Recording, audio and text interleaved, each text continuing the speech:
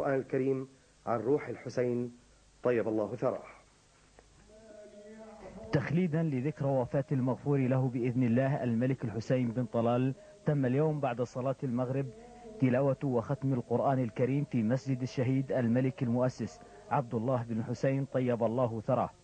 وبعد ختم القرآن الكريم على روح المغفور له، قام عدد من القراء من حفظة القرآن الكريم بتلاوة القرآن الكريم جهرا من سورة الضحى إلى سورة الناس أمام الحضور. ويل لكل همزة لمزة الذي جمع ماله وعدده يحسب أن ماله أخلده.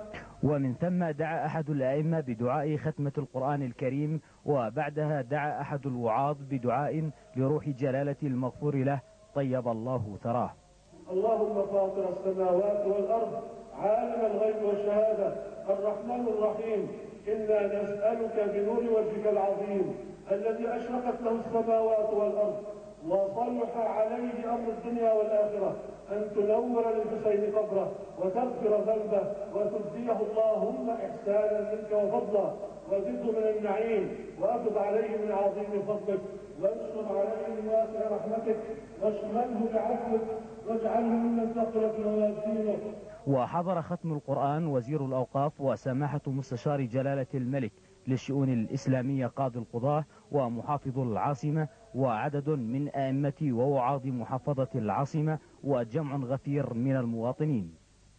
يذكر أنه تم تلاوة وختم القرآن الكريم على روح المغفور له الملك الحسين بن طلال رحمه الله في ذكرى وفاته في مساجد المحافظات، واهبين ثواب ما قرأوه على روح الفقيد الطاهرة، تغمده الله بواسع رضوانه وأسكنه فسيح جناته.